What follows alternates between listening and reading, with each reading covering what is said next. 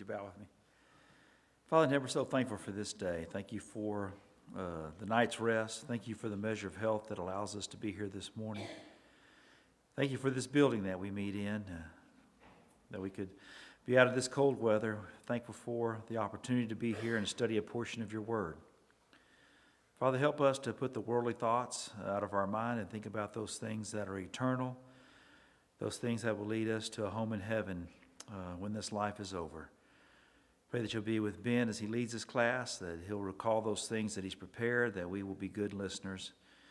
Apply those things where it fits into our lives. Father, thank you for all that you do. We're thankful for all the members here, and pray that those that are suffering, that have needs, that you will attend to those, Father, and give them some comfort and peace, Father. Forgive us each day for the ways that we transgress your will. Help us to follow your will more closely. Please be patient with us, Father, and help us to grow in your word every day. It's in your Son's name that we pray. Amen.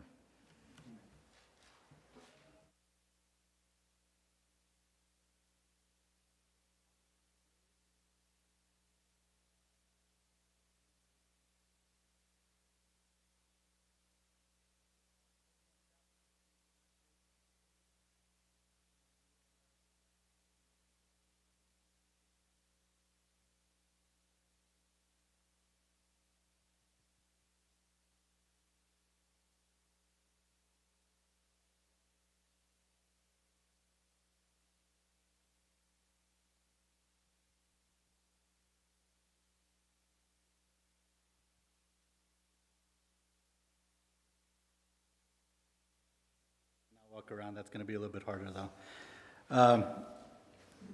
Okay.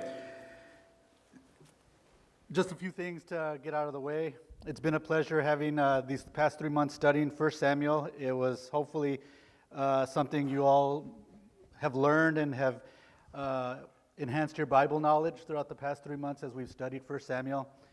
Unfortunately, as expected, we didn't finish the book. We will only reach to chapter 19, but I'm going to go ahead and put these in the back. It's a sign-up sheet. It's a sign-up sheet with where you can put your name, phone number, email, and then there's a section whether you would prefer a Wednesday morning at 10 a.m. class, or if you would prefer a Friday at 7 p.m. Class to finish up the final 11 chapters.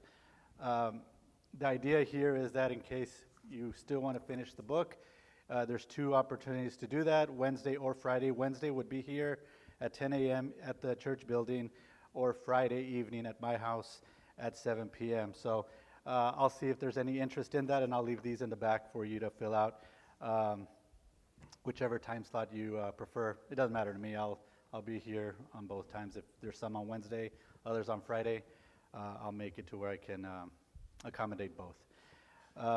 George will be starting 2 Samuel this upcoming quarter, so it's going to kind of give a good transition from 1 Samuel to 2 Samuel, so keep up with the reading. Stay with the class on Wednesday or Friday if you decide to.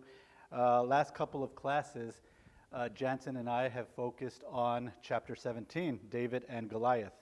That has so much information there, so many things to talk about in that chapter, so we took 2 weeks just on that chapter itself. We concluded certain things about chapter 17, about Goliath. Goliath is a giant, of course. He's mocking and defying the ranks of Israel, as it says in verse 10, chapter 17, verse 10. This is kind of just recapping. Israel's troops have acknowledged that they are defying the ranks of Israel in verse 25, but only David seems the one concerned about this, and he turns away this mockery of Israel's God in verse 26, and David recognizes that the mockery of Israel is the mockery of God. And so Christians today, we can see that sometimes God is mocked, and we should be willing and ready to always defend and maintain the honor and have the passion to honor God, that we are not asleep while people are perishing, which was a very good thought, very good lesson this morning. So David makes this point with both Saul in verse 36. It says, because he has defied the armies of the living God. Chapter 17, verse 36. And he tells Goliath also, but I come against you in the name of the Lord Almighty, the God of the armies of Israel, whom you have defied. And so he's telling this to Saul, he's telling this to Goliath. And so the main theme of this chapter is not David and his strength, David and his ability, but rather it's the honor of God is at stake here in chapter 17. His reputation, his glory. David is driven by a passion to maintain the honor of God. And the focus of this chapter is not David's courage, his cleverness, his bravery, but God's adequacy to make things happen in spite of David's deficiencies and his small stature, his inexperience, you could say, that God has been with him. So it's really a focus on God and not so much on David. Now there's things to glean from David, and of course there's great attributes about him, but chapter 17, you see more the excellence of God here in this chapter. So at the end of chapter 17, it ends where Saul, after seeing what just happened, where David beats Goliath, he begins to inquire and ask about David in more detail. That's where I want to start picking up. In chapter 17, I'll read this, the final verses of verse 17. It starts in verse 52. It says, Then the children of Israel returned from chasing the Philistines, and they plundered their tents. And David took the head of the Philistine and brought it to Jerusalem. But he put his armor in the tent. When Saul saw David going out against the Philistines, he said to Abner, the commander of the army, Abner, whose son is this youth? And Abner said, As your soul lives, O king, I do not know. Nobody knows who David is. Abner doesn't know who David is. And so the king said, Inquire whose son this young man is. Then David, take note here, then as David returned from the slaughter of the Philistine, Abner took him and brought him before Saul with the head of the Philistine in his hand. Can you imagine what that looked like? He's carrying this head with him, Goliath's head right there in his hand. And Saul said to him, Whose son are you, young man? And so David answered, I am the son of your servant, Jesse, the Bethlehemite. And so we see here this inquiry. Saul is saying, who is David? I don't know who he is. And Abner, do you know who he is? Abner's like, I have no idea who he is. And so here comes little David with the head of Goliath in his hand, going to this meeting with King Saul.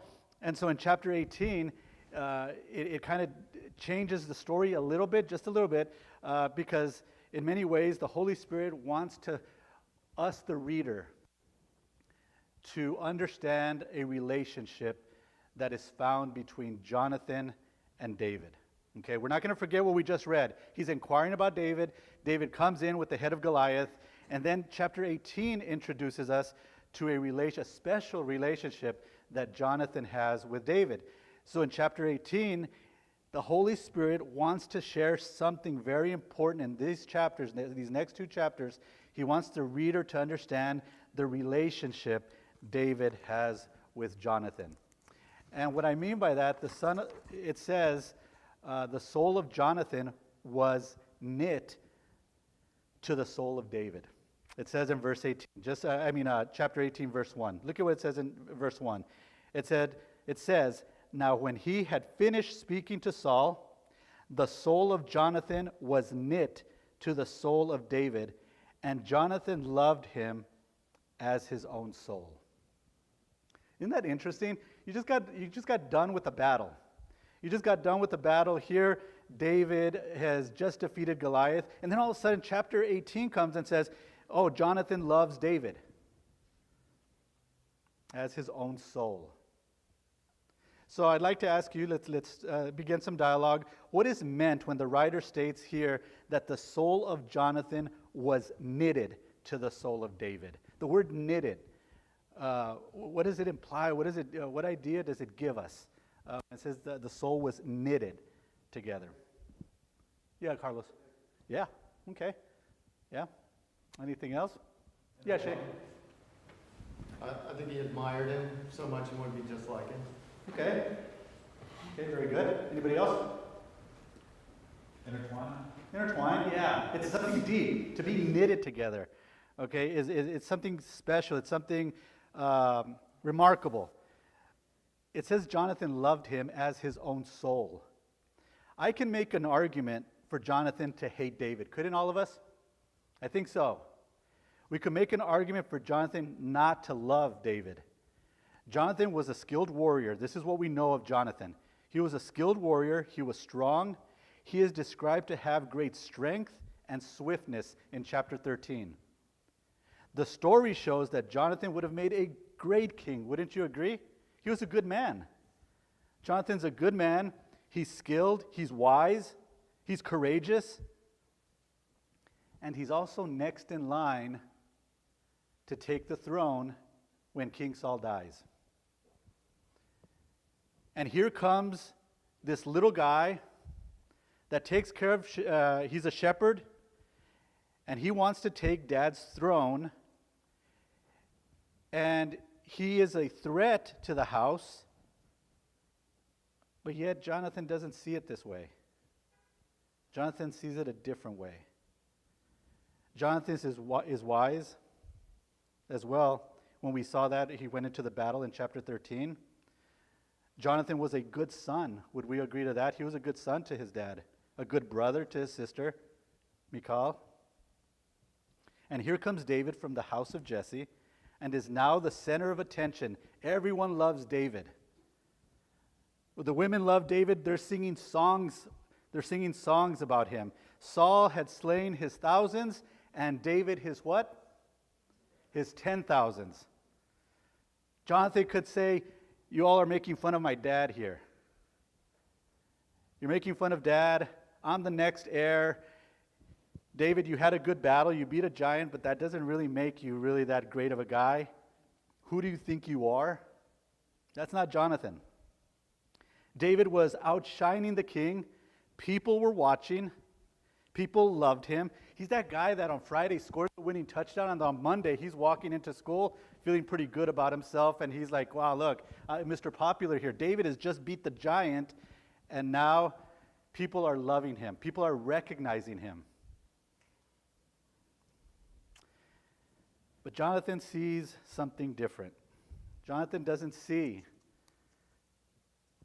what we would normally see. Instead of taking away my dad's thunder, my dad's victory, he's the king of the Israelites, his heart is knitted to Jonathan. Why do you think that's the case? Anybody?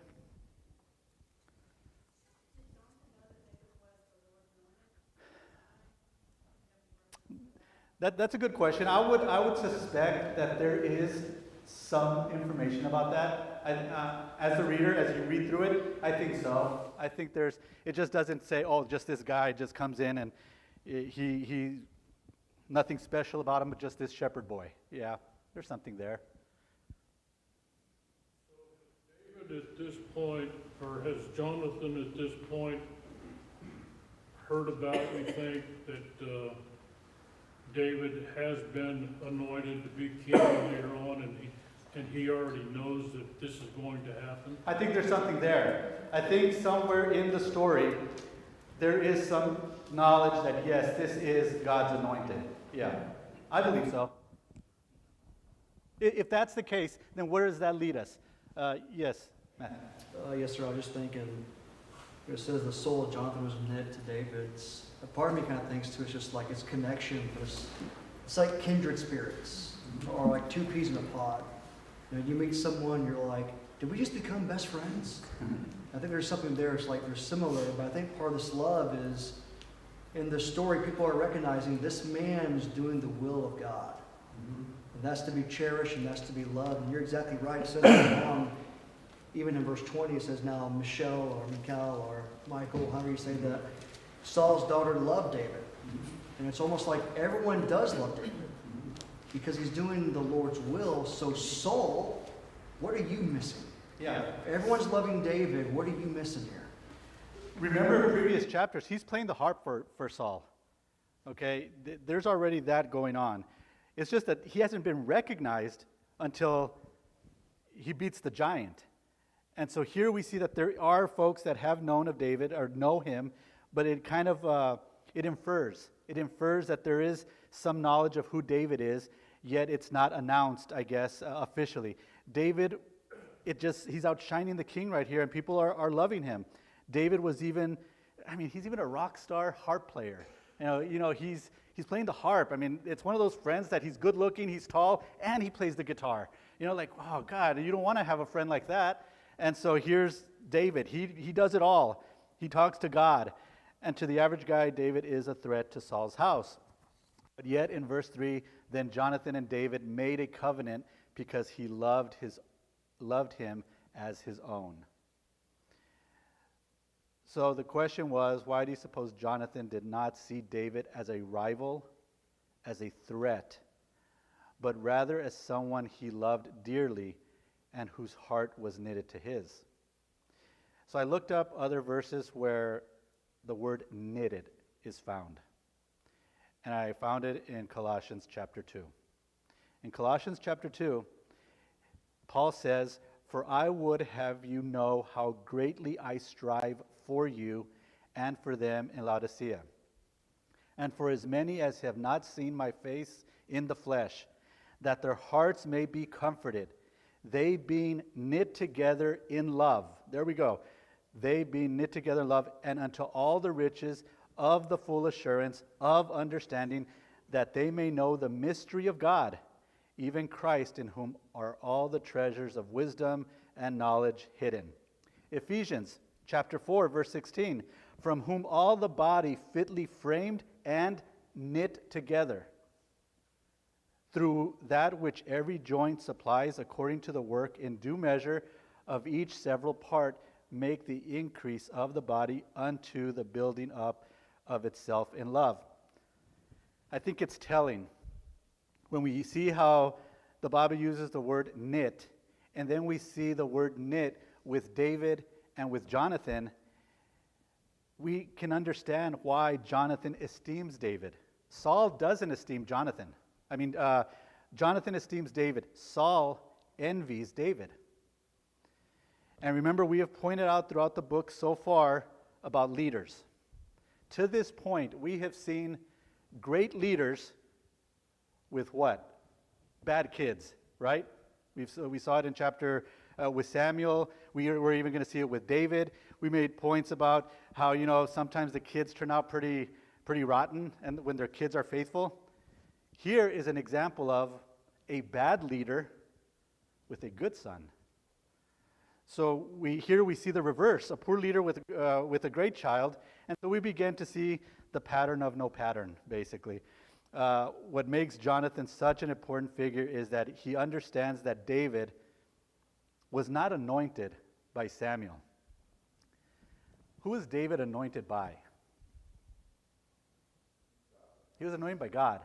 And I think Jonathan knows this. And that's what knits them together. What knits us together? Does everybody here like to go fishing? I don't like to go fishing. David, he loves to go fishing. So fishing doesn't knit us together. How about, going out shooting?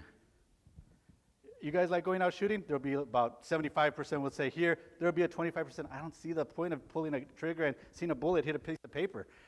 Some aren't really keen on that thought. Is that what knits us together? Guns and fishing and camping and cars? Is that what knits us together?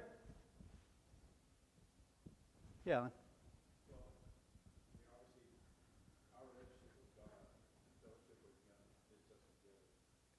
Thinking earlier about your question, what does Jonathan see in David that maybe he doesn't see in Saul? Because Saul got himself in trouble by disobeying God and not utterly defeating the Amalekites. Jonathan saw that. He had to have seen that. And his example, or bad example of his father, and why he was no longer going to be king of Israel. And I wonder if he knew that these things were in the works and that God was going to appoint another leader, as we talked about earlier. I just think that he saw the character of David Jonathan saw the character of David and that he was trying to be a servant of God, and that was that closeness that was there. Jonathan loves God. David loves God.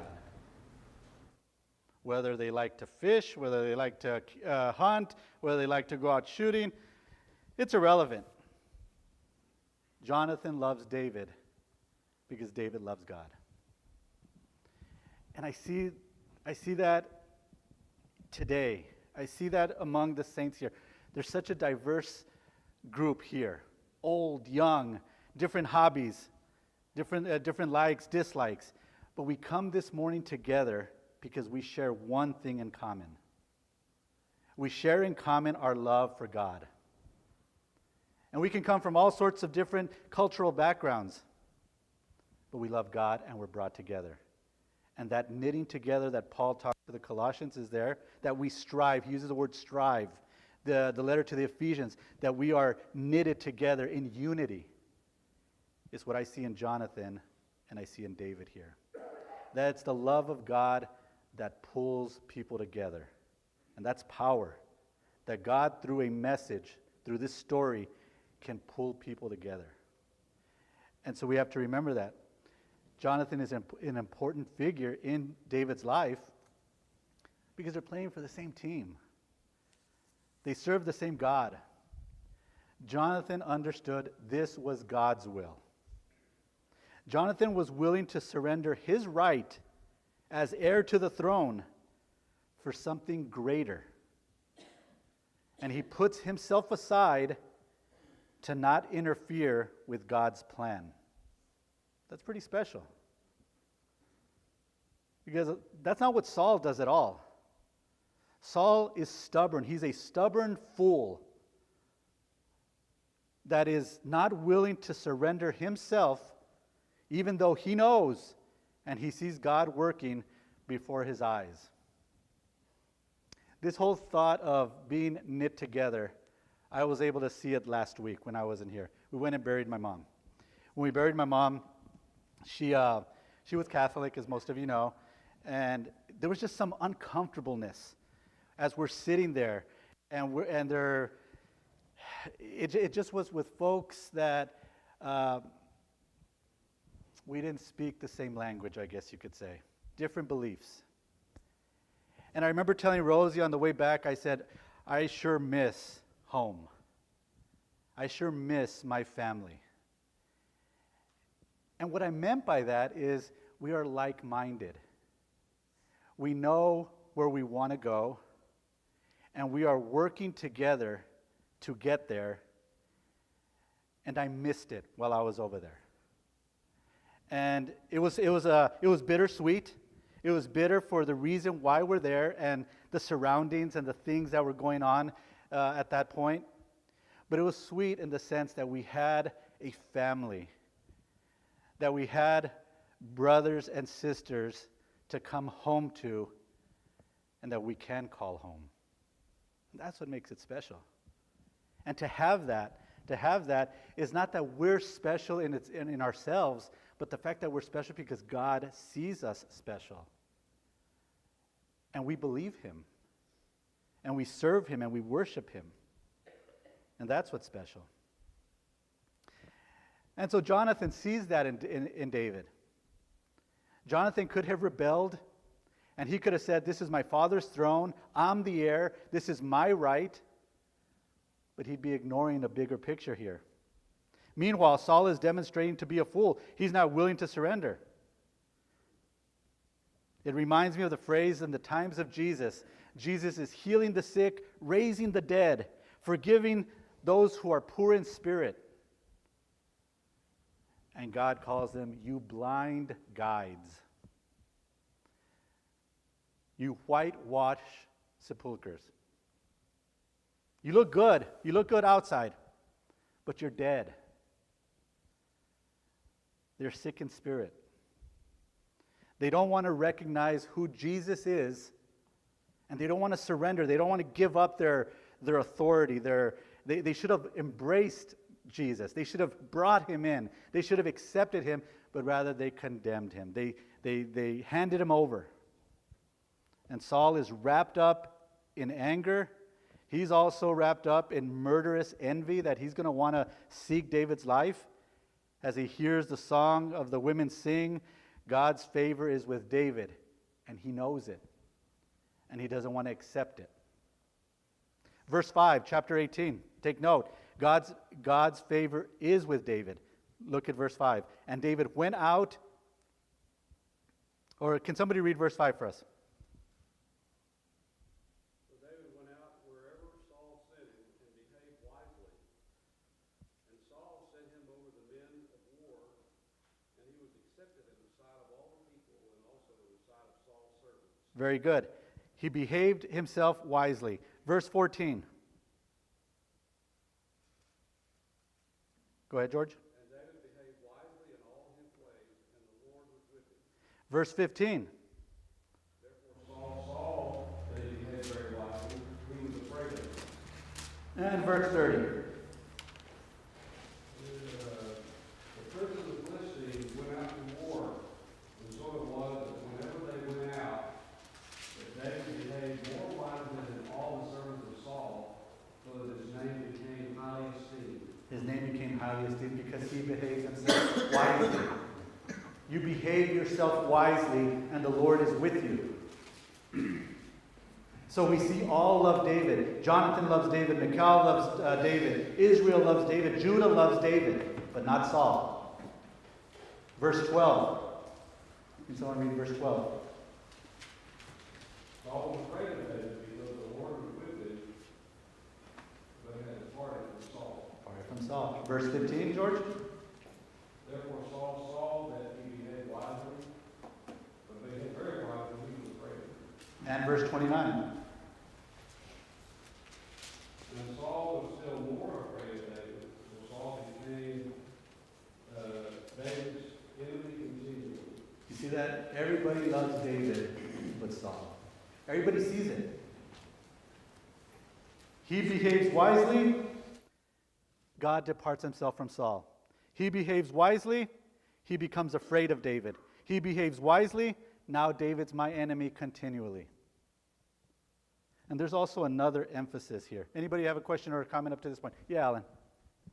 In the ESV, each one of those verses you had George read where it says more wisely, it either says had success or was more successful. Yeah. And so I think there's a correlation, of course. I don't know that the ESV is the best translation on that, but more successful because he behaved wisely. He kept succeeding because he was behaving wisely. You see the correlation there? If you behave wisely, you will have great success. It's not that feel-good rich guy, you'll be rich. I'm not talking about money. If you behave wisely, you'll be rich with God. Yeah. You mentioned earlier this envy that Saul has. The envy, the jealousy. I think about this verse here in verse 7. And the lady singing, it says, so the woman sang as they danced and said, Saul has slain his thousands and David his 10,000s. I think what destroys that is comparison. Tells like Saul was still destroying thousands and David is destroying 10,000s, but who cares? They were doing the work. Yeah. And I feel a lot of times when all of a sudden the strife or envy or comparison, sometimes it destroys the work that we do together. That's a good point. Just like if he just embraced that, look how much more they could accomplish together. Yeah. The thousands and the 10,000s, Yeah. if they just worked together. Yeah. When Saul heard this, it angered him. When someone else would say, what's the big deal? Your enemy is being destroyed. Your enemy is dying. You're winning the battle. Yet he's focused on who's looking better. Who's getting the kudos. And so that's where we see what is going on in Saul's heart. What is going on in Jonathan's heart. And there's also another emphasis that these verses are going to share with us. And it can't be seen easily. We're going to try to get through it. The reader sees both God's favor towards David and we see Saul's malice. But let's take note, the scheme to eliminate David is held secret in chapter 18. You see, up to this point, David doesn't know that Saul hates him. Okay? So in chapter 18, in chapter 18, David doesn't know that Saul wants to kill him. He thinks everything's good. He doesn't hate me. He doesn't want to kill me. He'll even throw 2 spears at David, and still David will just think, oh, he's just sick. He's having a bad day. And I want us to look at that. What David knows is that the king wasn't well. That's why he would play the harp for him. So malice wasn't in his forefront of David's mind. Perhaps Saul's just having a bad day. What makes me think that? Well, consider. You can almost think David doesn't take it personal after he throws a spear at him twice in chapter 18. Why would someone that hates David offer him his daughter in marriage? Okay.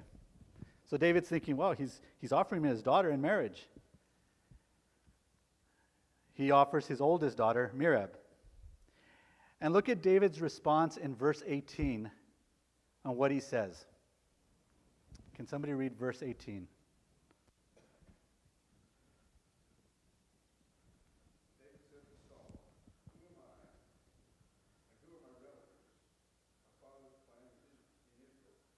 That I should be son-in-law to the king. Yeah. Does it sound like David thinks that king doesn't like him? He's humbled. He's like, I come from a little family. I'm a little guy, and you're the important guy. You're the big guy. Who am I? And what is my life or my father's family in Israel that I should be son-in-law to the king? So he sees Saul here, and he sees himself down here. The humility being demonstrated here. So in his mind, he's not thinking, Saul hates me and wants to kill me in chapter 18. A humble response. David might see Saul as dangerous when he gets sick, but malicious against him personally? I don't think so. I don't think he sees that yet. Even more, look at what verse 20 and 21 say. Can somebody read 20 and 21? Michal, Saul's daughter, loved David, and they told Saul, and the thing pleased him. So Saul said, I will give her to him, that she may be a snare to him, and that the hand of the Philistines may be against him. Therefore Saul said to David the second time, you shall be my son-in-law today. Very good. Does that sound? If you're David, do you think that your father-in-law hates you? Your future father-in-law? When Michal tells them that she loves David, it says, what? The thing pleased him. He was happy about it. Any thoughts? Okay. And Saul said, verse 21, what Mark just read, I will give her to him, that she may be a snare to him, and that the hand of the Philistines might be against him. Therefore Saul said to David, thou shalt this day be my son-in-law through one of the two. You're going to be family. You're going to be part of our family, David. Sounds nice, right? David doesn't know that Saul wants to kill him. The readers in this room this morning, do we know? We know. All of us here know that Saul wants to kill David. Saul knows he wants to kill David. But David doesn't know. We know, Saul knows, David doesn't know. Let's keep reading. Verse 22 through 25.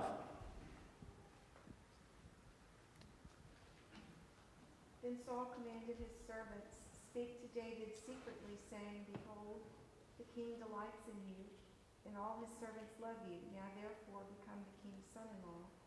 So Saul's servant spoke these words to David, but David said, Is it trivial in your sight to become the king's son-in-law, since I am a poor man and lightly esteemed? The servants of Saul reported to him according to these words which David spoke. Saul then said, Thus you shall say to David, The king does not desire any dowry, except 100 foreskins of the Philistines, to take vengeance on the king's enemies. Now Saul planned to make David fall by the hand of the Philistines. And verse 26. When his servants told David these words, it pleased David to become the king's son-in-law before the days had expired. So what's David feeling at this very moment right here? Is David mad, sad, or happy? He was pleased. He's happy. I'm going to be part of the family. Everybody loves me. I'm going to have the wife that I love. I have King Saul is going to be my father-in-law. And it's a happy day. But others have other things going on in their mind. When the servants told David these words, it pleased David well to be the king's son-in-law, and the days were not expired. So it appears Saul will finally be done with David. Saul has another agenda in his mind. It appears Saul will finally be done with David, since he is sending him out on a mission where David will surely die, in Saul's mind. Just a footnote, isn't it ironic? Isn't it ironic that the plan of Saul is very similar to the plan of David in the future with Uriah and the story of Bathsheba? I think that's interesting, but George will cover that story, I think, in 2 Samuel. But here we see that David's happy, but there's an attempt against his life now. Saul's plan is to send him to fight with the Philistines, but he would be walking into a trap. The idea was to have David killed by the hands of the enemy. And here it comes. Here's where we see God's favor shining so bright, yet very quietly. Who protected David in that trap? Does David know this? David thinks he's just going to go off and fight. He's walking into a trap and they're going to kill David, but God's hand is protecting David. In his protection of David in danger, of which David was unaware of, we see 2 points here in 18. We see God's favor and we see Saul's malice. Don't we? We see those two things. God favors David, Saul hates David. But God's favor is stronger than Saul's anger. And makes me wonder if this was written for us in 2025, that suggests a quiet protection of God's servants. How many times has God saved us or protected us from a danger, from a situation, from a problem that we say, I don't know how I would have ever overcome this. And then we look back in our life and we say, well, how did I live through that? Maybe David has one of these moments. I was outnumbered. How was I able to get 100 Philistines killed? No, 200. He asked for 100. He brought him 200. I was supposed to die here, yet the Lord protected me. Look back in your lives. How many foolish mistakes did we make as youth that we say to ourselves, I should have been dead by this time? How many times maybe if you were engaged in drugs or alcohol, you say, I could have ended up killing myself on the road somewhere. Is there a quiet protection of God? I don't know. But we see it here. We see David walking into this trap. Him with the smile on his face that after this fight, I'm going to go home and marry Michal.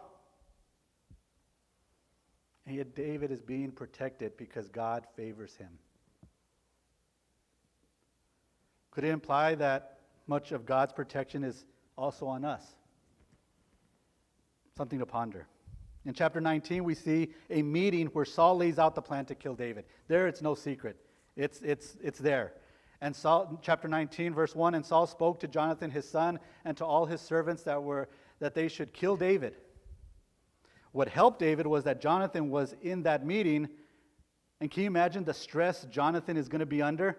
His dad has just said, we're going to try to kill David. And you know how Jonathan feels about David.